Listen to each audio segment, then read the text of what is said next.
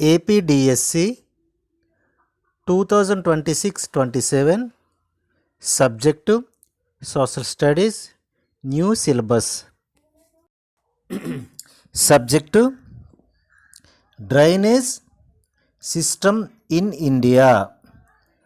భారతదేశంలో నీటిపారుదల వ్యవస్థ గూర్చి. నీటిపారుదల అనే పదం ఒక ప్రాంతం యొక్క నది వ్యవస్థను వివరిస్తుంది. ఒక నది వ్యవస్థ ద్వారా నీటిని పొందే ప్రాంతాన్ని నది పరివాహక ప్రాంతం లేదా హరివానం అనగా నీటిపారుదల ప్రాంతం అని అంటారు. ఏదైనా ఎత్తు ప్రాంతం రెండు నదీ ప్రవాహిక ప్రాంతాలను వేరు చేస్తుందని తెలుస్తుంది. అటువంటి ఎత్తైన ప్రదేశాన్ని జల విభాజక క్షేత్రం అని పిలుస్తారు. భారతీయ నదులను రెండు ప్రధాన సమూహాలుగా విభజించారు. మొదటిది హిమాలయ నదులు మరియు రెండవది ద్వీపకల్ప నదులు. హిమాలయ నదులు చాలా వరకు జీవనదులుగా ఉంటాయి. హిమాలయ నదులు సింధు, గంగ మరియు బ్రహ్మపుత్ర నదులు ప్రధానమైన హిమాలయ నదులు. ఈ నదులు పొడవుగా ఉంటాయి. అనేక పెద్ద మరియు ముఖ్యమైన ఉపనదులు వీటిలో కలుస్తాయి. ఒక నదిని దాని ఉపనదులతో కలిపి నదీ వ్యవస్థ అని పిలవవచ్చు. ఇప్పుడు సింధు నది వ్యవస్థ. సింధు నది మానస సరోవరం సరస్సు దగ్గర టిబెట్లో పుడుతుంది. పశ్చిమ దిక్కున ప్రవహిస్తూ లడఖ్లో ఇది భారత్లోకి ప్రవహిస్తుంది. ఇది ఈ భాగంలో ఒక సుందరమైన గార్జన్ను ఏర్పరుస్తుంది. సింధు నదికి అనేక ఉపనదులు కాశ్మీర్ ప్రాంతంలో కలిసేవి.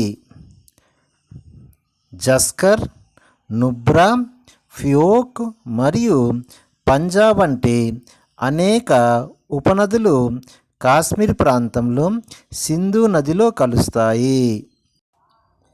సింధు నది బల్టిస్తాన్ మరియు గిల్గిత్ గుండా ప్రవహిస్తూ అటాక్ వద్ద గల పర్వతాల నుండి బహిర్గతం అవుతుంది.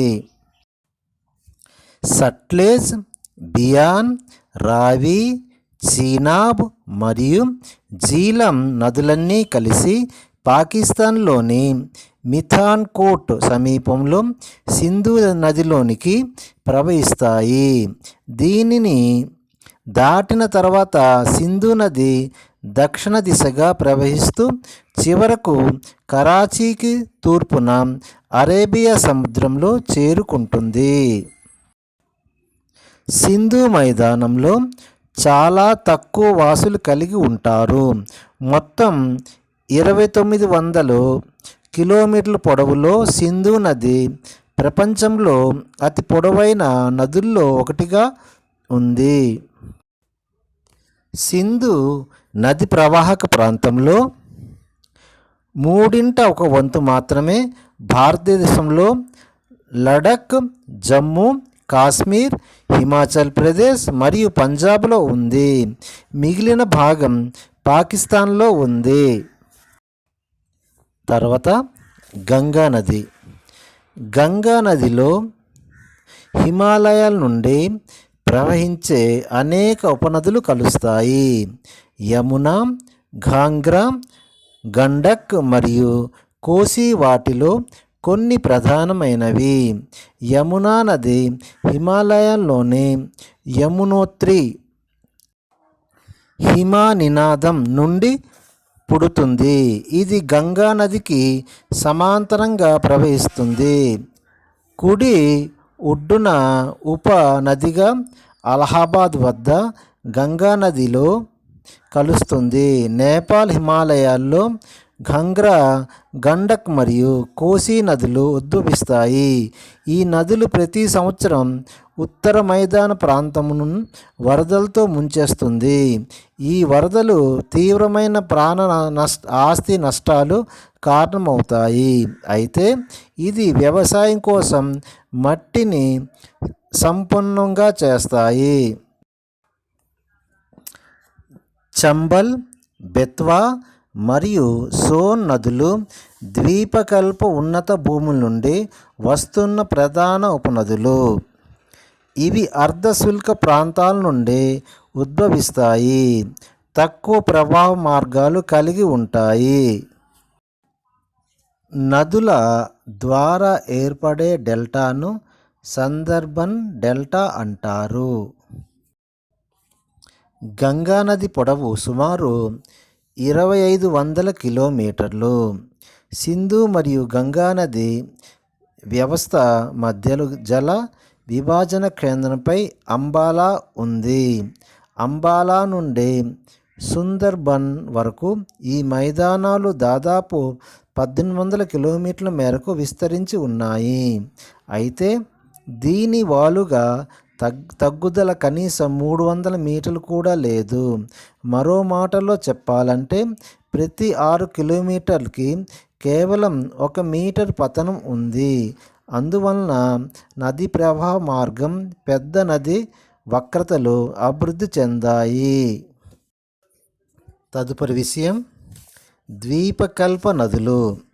ద్వీపకల్ప భారతదేశంలో ప్రధాన జల విభాజక క్షేత్రంలో పశ్చిమ కనుమలు ఉన్నాయి.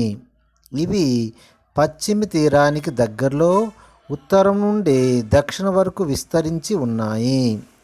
ద్వీపకల్పంలోని అనేక ప్రధాన నదులైన మహానది, గోదావరి, కృష్ణ మరియు కావేరి నదులు తూర్పు వైపుకు ప్రవహించి బంగాళాఖాతంలో కలుస్తాయి.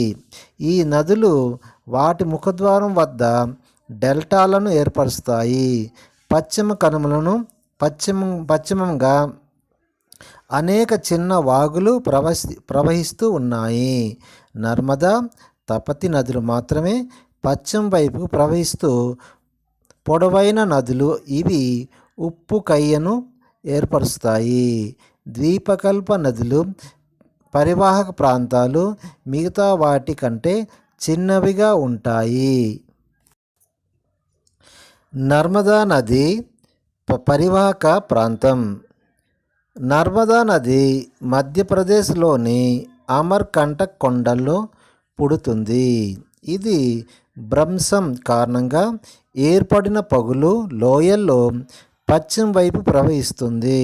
సముద్రానికి వెళ్ళే మార్గంలో నర్మదా నది అనేక సుందరమైన ప్రదేశాలను సృష్టిస్తుంది.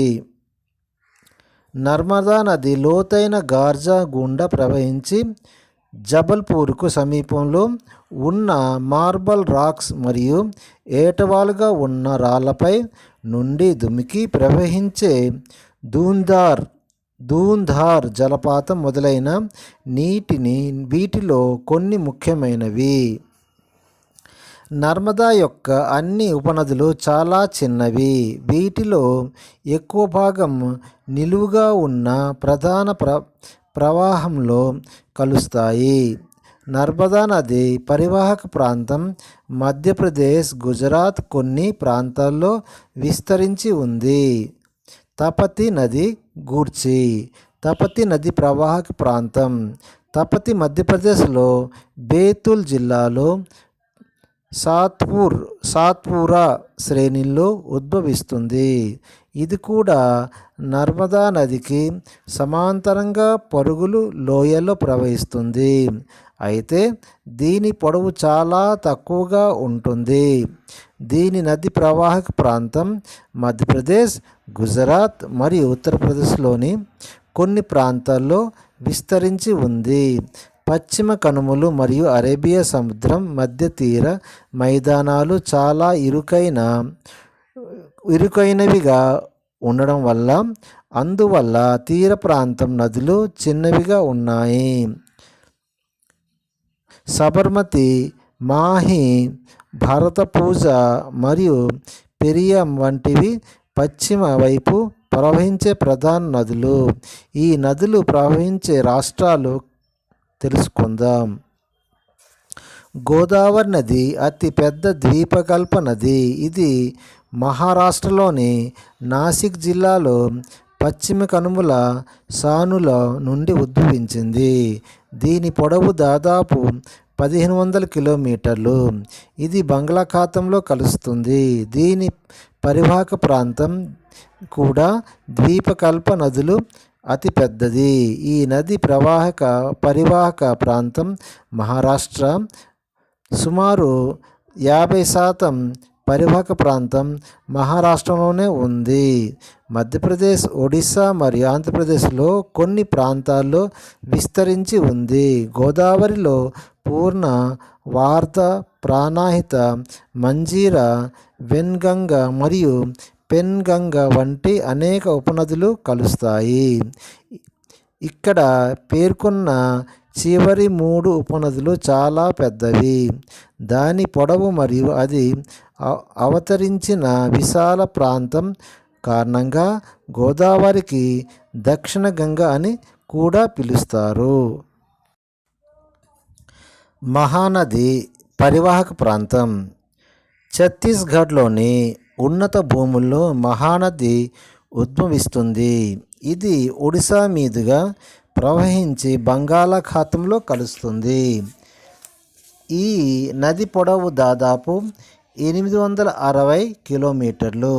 దీని నీటి పారుదల పరివాహక ప్రాంతం మహారాష్ట్ర, ఛత్తీస్గఢ్, జార్ఖండ్ మరియు ఒడిశా పంచుకుంటుంది.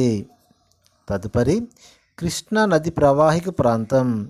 మహాబలేశ్వరం సమీపంలో ఒక నీటి బుగ్గ నుండి పుట్టిన కృష్ణానది దాదాపు 1400 కిలోమీటర్ల మేర ప్రవహించి బంగాళాఖాతంలో చేరుతుంది. తుంగభద్ర, కోయానా, ఘటభద్ర, మూసి మరియు భీమా దీని ఉపనదులు. దీని నీటి పారుదల పరివాహనం మహారాష్ట్ర, కర్ణాటక మరియు ఆంధ్రప్రదేశ్ పంచుకుంటుంది. కావేరీ నది పరివాహక ప్రాంతం. కావేరీ నది పశ్చిమ కనుమల్లో బ్రహ్మగిరి శ్రేణిలో పుడుతుంది.